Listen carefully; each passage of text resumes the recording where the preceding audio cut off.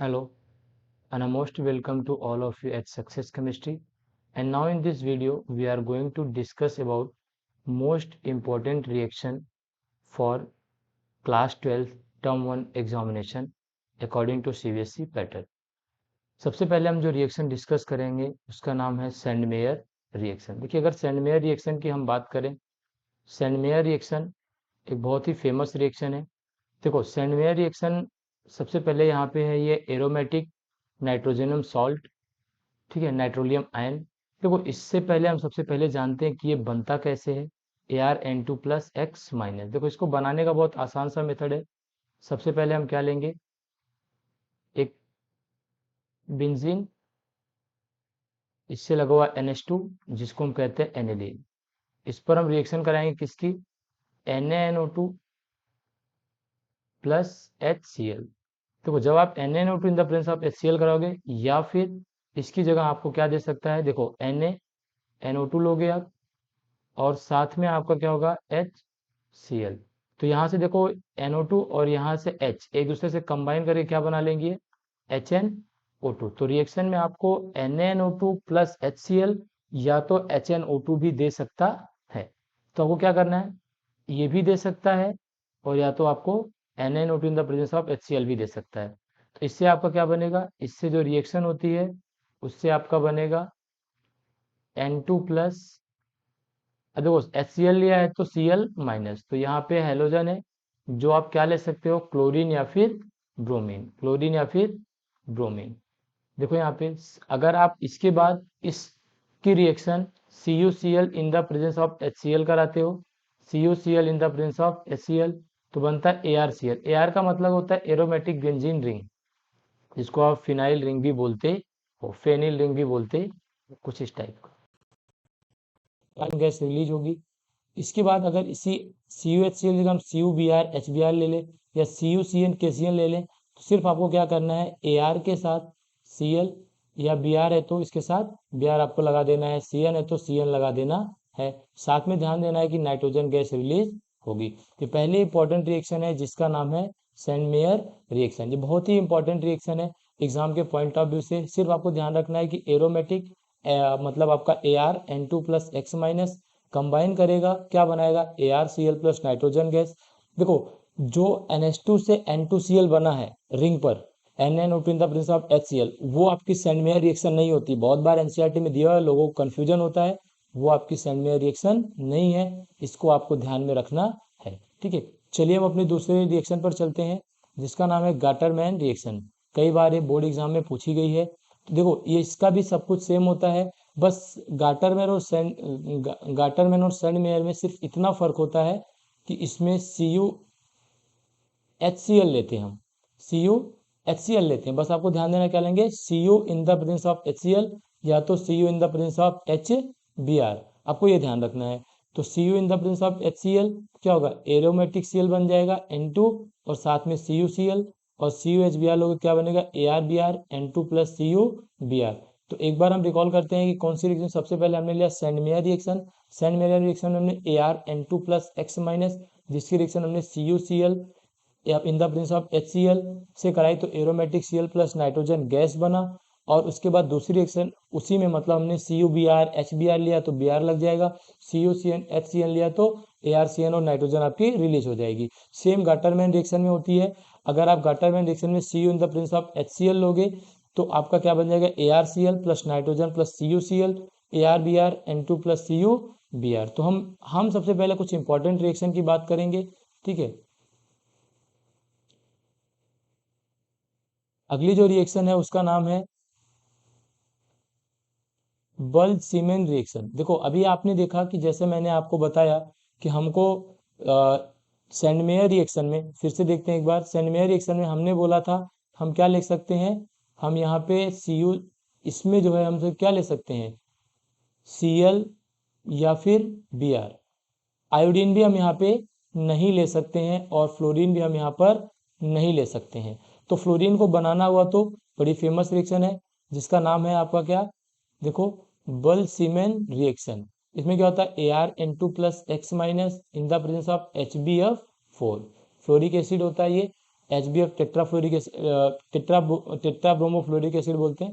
Bromo नहीं, boron का compound होता है जिसे ब्रोमिक एसिड फ्लोरिक एसिड बोलते हैं।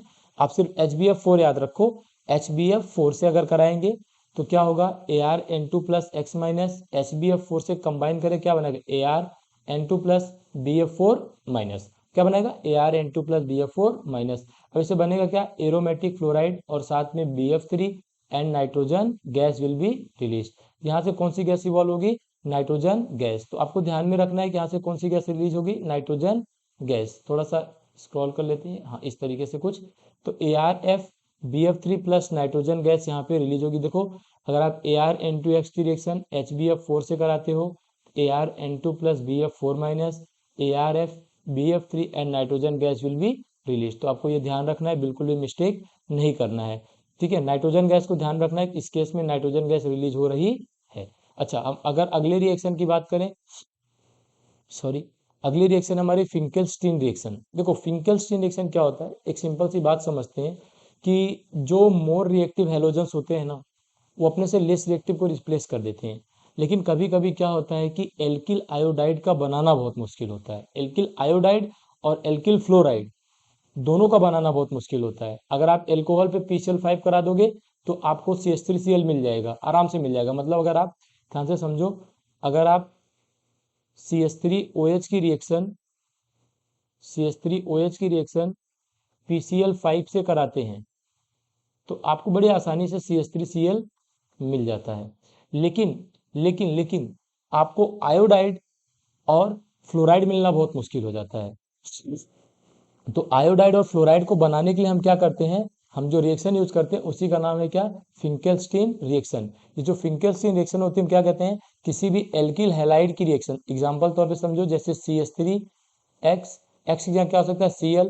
अगर इसकी रिएक्शन आप करा दो किससे, सोडियम आयोडाइड से, तो होगा क्या, आपका बन जाएगा CH3I और साथ में आपका क्या बन जाएगा, NaCl। देखो यहाँ पे आयोडीन ने क्या किया, आयोडीन ने क्लोरीन को रिप्लेस कर दिया। आयोडीन ने बहुत इजीली से क्लोरीन को रिप्लेस कर दिया। अच्छा, एक और इम्पोर्टेंट बात, आप प्रीवियस लेक्चर्स को देख सकते हो जिसमें हम पीरियोडिक टेबल क्लास 11 का कंटिन्यू किए हुए हैं, और अपनी गुड नाइट सीरीज भी चल रही है जहाँ पे हम रिवीजन करते हैं। दूसरा, इसका PDF आप हमारे टेलीग्राम चैनल सक्सेस केमिस्ट्री से जाके डाउनलोड कर सकते हो, वहाँ से आपको इसका PDF मिल जाएगा। अच्छा, आइए बात करते हैं स्वार्ज रिएक्शन की। स्वार्ज रिएक्शन बड़ी फेमस रिएक्शन है। अब इसका भी यूज क्या है, मैंने जैसे बताया कि ब्रोमाइड और क्लोराइड बनाना तो आसान है, लेकिन फ्लोराइड और आयोडाइड नहीं बनता है।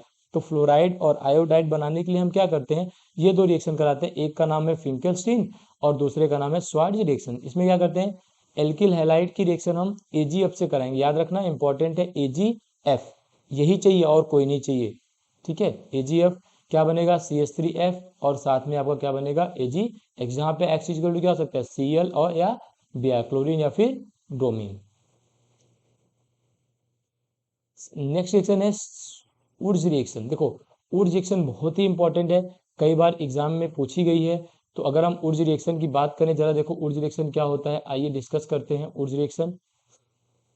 देख लो, एकदम बहुत आसानी से सिंपल सी रिएक्शन होती है वुड्स रिएक्शन में, कोई आपको दिक्कत लेने की बात नहीं है। जैसे आप किसी भी, देखो ये जो रिएक्शन होती है ना, बड़ी बड़ी फेमस रिएक्शन है। फेमस इसलिए क्योंकि इससे जो भी बनेगा ना वो सिमेट्रिकल एल्केन बनेगा। मतलब जब भी बनेगा इवन बनेगा, जब भी बनेगा इवन बनेगा, ऑड नहीं बनेगा, ऑड कार्बन के मॉलिक्यूल नहीं बनेंगे, इवन के ही बनेंगे।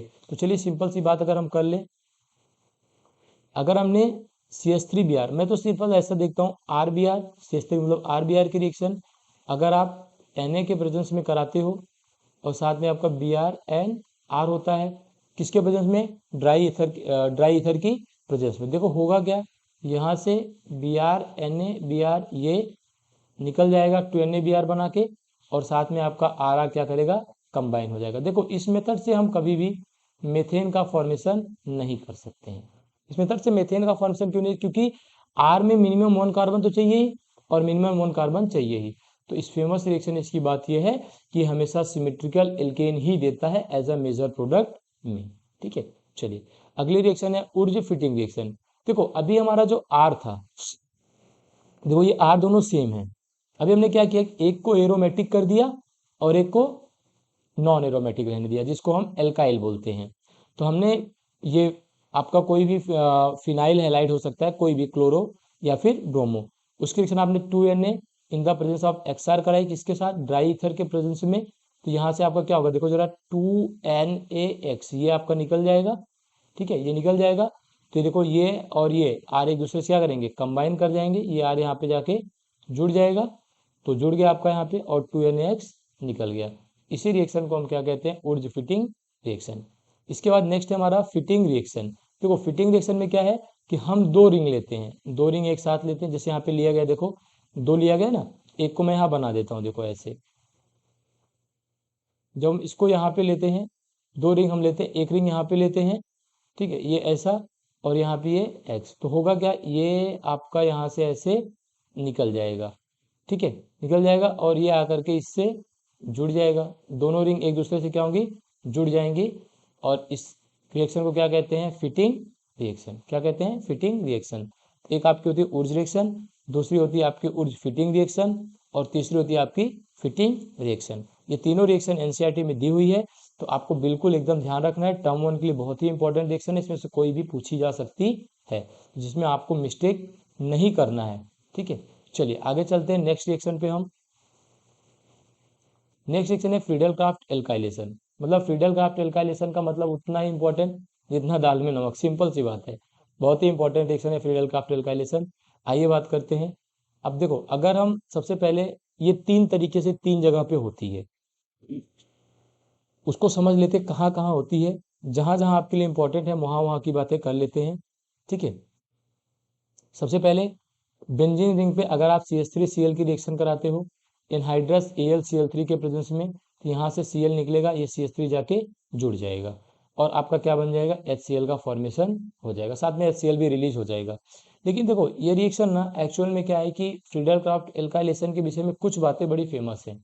सबसे बड़ी जो फेमस बात यह है कि यहाँ पे जो अटैकिंग स्पीशीज होता है वो क्या होता है, R+, जिसको हम क्या कहते हैं, कार्बोकेटायन। ये क्या होता है, कार्बोकेटायन। ये जो कार्बोकेटायन होता है इसमें रीअरेंजमेंट हो सकता है। मतलब फ्रीडल क्राफ्ट रिएक्शन की सबसे बड़ी बात है कि इसमें क्या हो सकता है, रीअरेंजमेंट हो सकता है। मतलब रीअरेंजमेंट हो जाएगा, मतलब अगर रीअरेंजमेंट हो रहा है तो आप समझ सकते हो कि इस आर में रीअरेंज होकर के प्रोडक्ट का फॉर्मेशन हो सकता है। तो सबसे पहली बात जो याद रखनी, इसमें रीअरेंजमेंट हो सकता है। दूसरी चीज, इसमें पॉली एल्काइलेशन भी होता है। पॉली एल्काइलेशन का मतलब एक से दूसरी बार भी अटैक हो सकता है। जैसे समझते हैं रिएक्शन को देख के, अगर हम इस रिएक्शन को ले लें, ठीक है, इस पर हम फर्दर CH3Cl का रिएक्शन करा दें, तो होगा क्या कि यहाँ से फिर से आपका ये CH3 क्या करेगा, आर्थो या फिर पैरा पे जाके कंबाइन हो जाएगा। यहाँ CH3 है और ये आपका ये जाके यहाँ पे कंबाइन हो जाएगा। तो इस देखो, एक बार रिएक्शन एक बार हुई, फिर दूसरी बार भी हो गई, इसी को कहते हैं पॉली एल्काइलेशन। तो फ्रीडल क्राफ्ट रिएक्शन में दो चीजें आपको याद रखनी है। पहला ये कि इसमें जो है आपका फ्रीडल क्राफ्ट रिएक्शन में जो प्रोडक्ट होता है वो कार्बोकेटायन के द्वारा बनता है और रीअरेंज हो सकता है। जबकि जो इसकी दूसरी इंपॉर्टेंट बात है वो कि इसमें पॉली एल्काइलेशन हो सकता है, मतलब एक से ज्यादा बार रिएक्शन हो सकती है। तो आपको इस बात को ध्यान रखना है कि एक से ज्यादा बार यहाँ पे रिएक्शन हो सकती है। दूसरी देखो, अगर हम क्लोरोबेंजीन पे CH3Cl की रिएक्शन कराते हैं, CH3 ग्रुप क्या करेगा, एक बार आर्थो पर और एक बार आपका पैरा पर जाके जुड़ जाएगा। देखो ऑर्थो जो होता है इसका मेजर प्रोडक्ट होता है। अगर इसकी नेमिंग की बात करें तो क्या होगा, 1 2 3 4, क्या हो जाएगा, 4 मिथाइल, 4 मिथाइल, ठीक है, सॉरी 1 क्लोरो आएगा, या फिर 4 मिथाइल क्लोरोबेंजीन भी आप कर सकते हो, या फिर 1 क्लोरो 4 मिथाइल बेंजीन भी कर सकते हो। तो ये इसका मेजर प्रोडक्ट। रीजन क्या है, क्योंकि जब यहाँ पे CH3 लगेगा तो इस CH3 और Cl में रिपल्सन क्या हो जाएगा, कम हो जाएगा, जबकि यहाँ पे CH3 और Cl में रिपल्सन क्या होता है, ज्यादा होता है। ऐसे ये रिएक्शन जो होती है आपकी OCH3 और CH3Cl के बीच बनती होती है, तो एनहाइड्रस AlCl3 के प्रेजेंस में फिर से आपका CH3 यहाँ पर जाके लग जाएगा एक बार, और एक बार ये यहाँ पर जाके लग जाएगा। तो इस ओवरऑल रिएक्शन को हम क्या कहते हैं, फ्रीडल क्राफ्ट रिएक्शन कहते हैं। एक बार फ्रीडल क्राफ्ट की समरी लेते हैं, इंपॉर्टेंट बात को समझते हैं।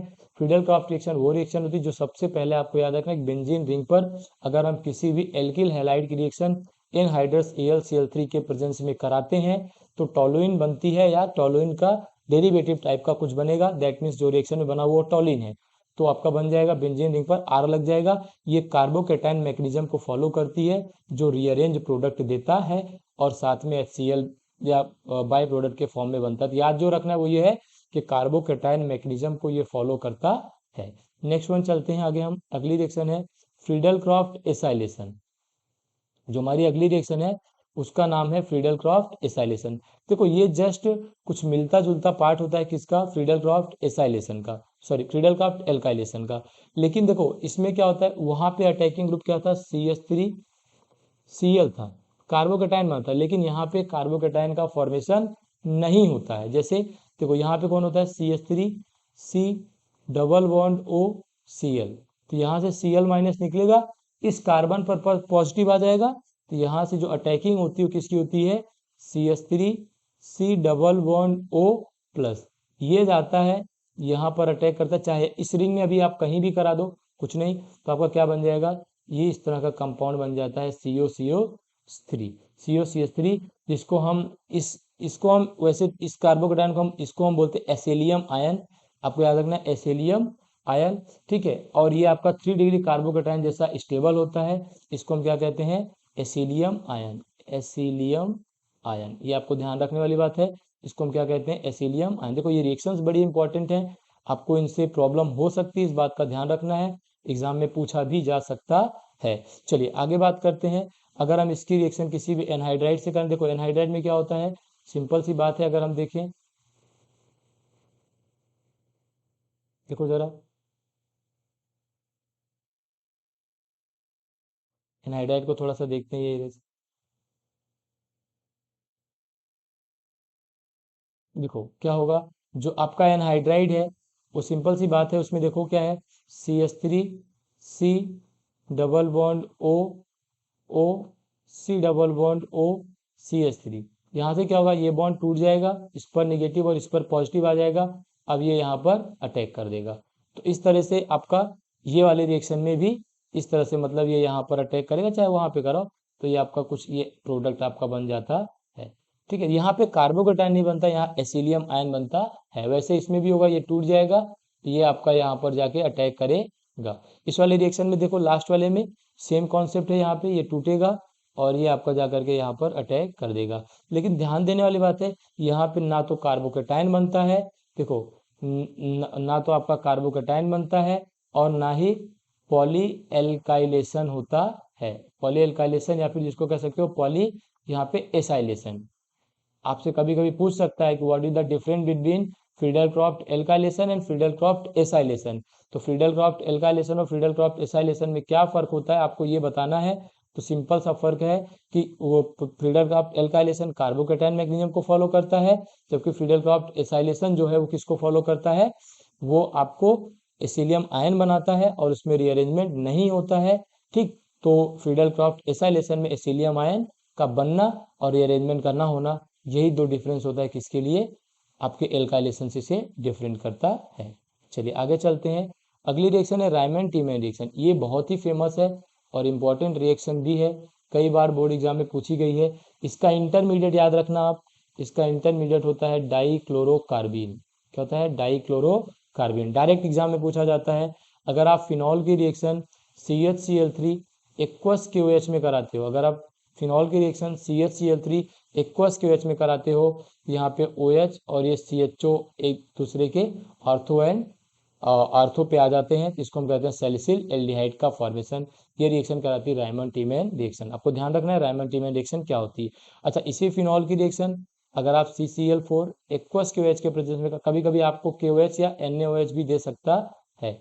अगर आप कराओगे, यहाँ OH और बगल वाले कार्बन पे क्या C double bond OH group आ जाता है, जिसको हम कहते हैं सैलिसिलिक एसिड। तो याद रखना है, या सैलिसिल एल्डिहाइड या फिर सैलिसिलिक एसिड का फॉर्मेशन होता है। बहुत ही इंपॉर्टेंट रिएक्शन है। PDF आपको चैनल के टेलीग्राम पे जाके मिल जाएगा, आप टेलीग्राम चैनल को जरूर ज्वाइन कर लें, डिस्क्रिप्शन बॉक्स में उसका लिंक आपको मिल जाएगा, ठीक है। तो आप वहां से उसे जरूर डाउनलोड कर सकते हैं, सक्सेस केमिस्ट्री के नाम से, ठीक है। चलिए आगे देखते हैं। कोल्बे रिएक्शन, ये एक इंपॉर्टेंट रिएक्शन है। कोल्बे रिएक्शन भी कई बार पूछा गया है।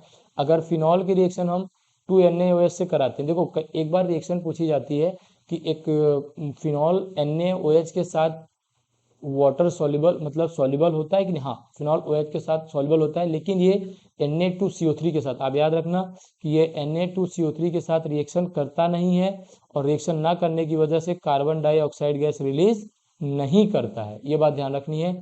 और यहाँ से O-Na+ बन जाएगा, और कार्बन डाइऑक्साइड से अब हम रिएक्ट कराएंगे तो क्या बना लेगा, OHC डबल बॉन्ड OH मतलब सैलिसिलिक एसिड बन जाता है। तो ये आपकी क्या थी, कोल्बे रिएक्शन। तो बड़ी इंपॉर्टेंट रिएक्शन है रायमंड टीमैन और कोल्बे रिएक्शन, आपको ये ध्यान रखना है, ठीक है। तो रायमंड टीमैन और कोल्बे रिएक्शन बहुत ही इंपॉर्टेंट है, आपको इसको बिल्कुल एकदम ध्यान में रखना है, बिल्कुल मिस्टेक नहीं करनी है, ठीक। तो यहाँ पे हमने अपने लगभग सारी रिएक्शन को कंप्लीट कर लिया है। ये कौन सी, रायमंड टीमैन और कोल्बे रिएक्शन। दो तीन कुछ इंपॉर्टेंट रिएक्शन है जिसे हम लोग नेक्स्ट क्लास में डिस्कस करेंगे, ठीक है। अगली वीडियो में हम आपको उसको डिस्कस करेंगे यहाँ पे, ठीक है। चलिए, तब तक के लिए thank you for watching success chemistry. Thank you. आपको वीडियो में इसका PDF इसी के चैनल पे डिस्क्रिप्शन बॉक्स के लिंक में जाके आपको मिल जाएगा, आप वहाँ से जाके डाउनलोड कर सकते हैं। Thank you for watching success chemistry.